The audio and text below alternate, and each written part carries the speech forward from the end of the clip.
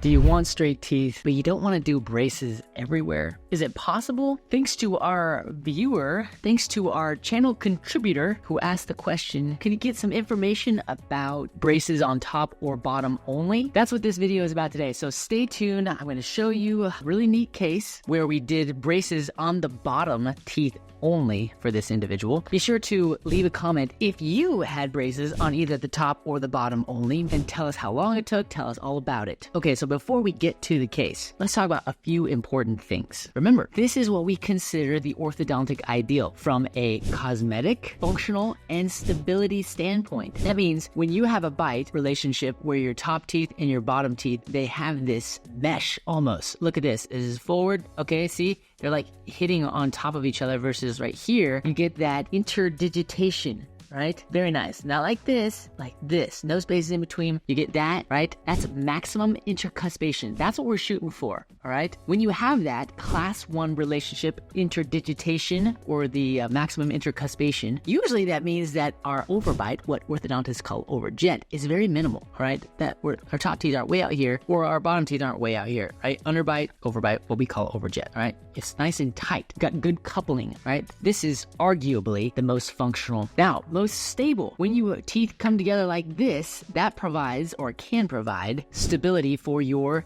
yes, use TMJ. So maximum intercuspation is good for stability of your joint. It provides support for your joints. And of course, this is what looks the best from a tooth perspective. Now, we're not going to get into how this affects this. But the reality is that the way that your teeth are positioned, particularly in the front, it can influence your soft tissue profile and the way that you present, right? Teeth that are too far forward can make your lips really full and thick, depending on your lip tissue. But so it's just not that simple, but it can influence your facial features, mostly in the lip area. Okay, so cosmetics, functionality, and stability. This is really important, and it's very related. So for example, if you have spacing in your top teeth, right? A lot of spacing. But let's say your bite is just like this. It's perfect, but you've got space in between your teeth. If you were to close all that space, what happens to your front teeth on top? Well, they come back usually, right? They come back. And if your bite is like this already and you have to squeeze down more space on top to get it to close all the way and the teeth come back, you know what's gonna happen?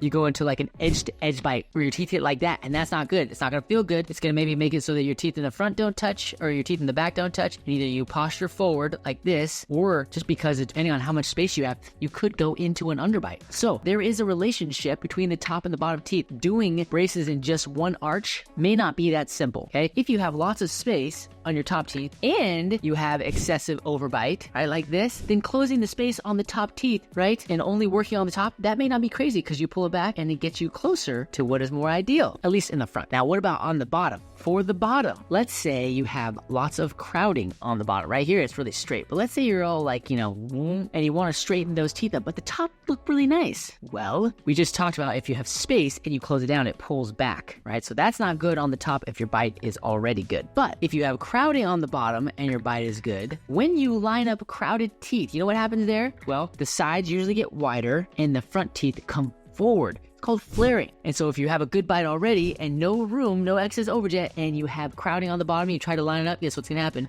Underbite again, okay? Because your bottom teeth are coming forward and you're not doing anything on the top, and that's going to lead to a poor bite relationship. Not ideal. I'm sure there are some people that still choose to do that. Don't recommend it. So the point of sharing all those things with you is to note, right? I know you're being patient. I'm going to show you this. It's a good case, okay? It's going to show you that it is possible, but it's important to note that all the brands out there, like Bite, the direct-to-consumer aligners, Smile Direct Club was a big one for a while. These individuals that are suggesting, sometimes even the dentists do it, that you should just straighten up your teeth wherever they are. It may not be that simple, and you could put yourself into a position where your bite is now compromised because you didn't take into consideration that the top jaw and the bottom jaw and the teeth are related, and they can have impact on the way they fit together. So without further ado, let me show you a case where we did in fact do lower braces only. Patient came in, top teeth looked really good, and hey doc, what can we do for the bottom teeth? And it is exactly the case we just described. Crowded on the bottom, straight teeth on the top. What are we gonna do? I just said that you might go into an underbite. I'll show you what we did. So, sorry, the picture's a little crooked, but this is the way the patient presented. okay? Had a good bite on the side I can show you in just a second, but this is the front bite. You can see that we've got crowding right here, and the top teeth appear to be pretty straight. Here's the side bite. It could have been more to the angle to the side so you can see, but the top canine right here and the bottom canine right here, and then you've got that interdigitation in the back on this side. Good mesh. Same thing on this side, right? You can see the top tooth right behind the bottom canine, and then the interdigitation, it fits together.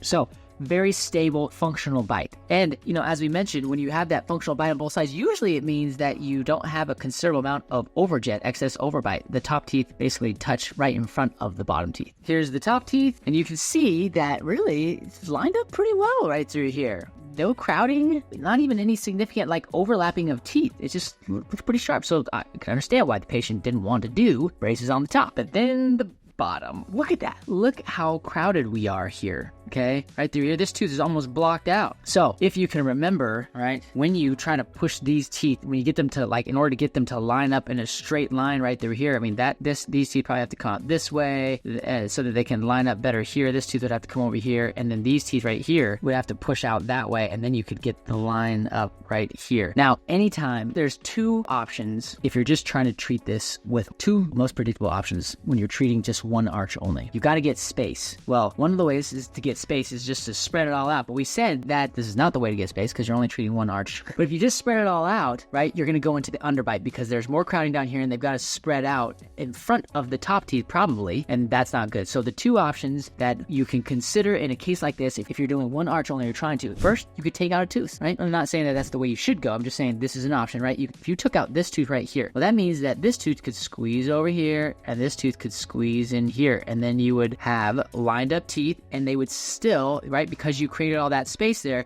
you would still have those bottom teeth that fit behind the top teeth. So that's one option. The second option is what we call IPR. You can check out all the videos about IPR. It's where you go in between, you shave in between each of these teeth, or not each of them necessarily, but just you have a pattern for shaving in between the teeth to try and make them skinnier so that they can fit into a line without having to go so far forward. It's basically a variation of taking out a whole tooth. So instead of taking out a whole tooth, you make this tooth a little bit skinnier, this tooth a little bit skinnier, skinnier. And you're like, oh my gosh, what about the health of the teeth? That's for another time. But just know that it's not a major risk, generally speaking. Okay, so here is our final result. Took us about a year. We spent about a year's worth of time. And what we elected to do, the patient elected to do, is to do the shaving in between the teeth. One other thought is that whenever you have lots of crowding like that in the front, you always want to take a peek at the gum tissue, right? To make sure that you've got enough thick gum tissue to prevent gum recession when you move the teeth out. Otherwise, you might want to consider visiting with a periodontist. So this is what it looks like afterwards. Nice. The bite was maintained, both sides. I'm not going to show you that, but it was, and there you have it. Okay, patient elected to do a glued-in retainer that we do on each tooth right there, and it holds the teeth. But we went in through and we made the teeth, we shaved them skinnier. So the teeth had to come forward a little bit before I did the shaving because it makes it really hard to shave when they're like overlapped, you know, like this.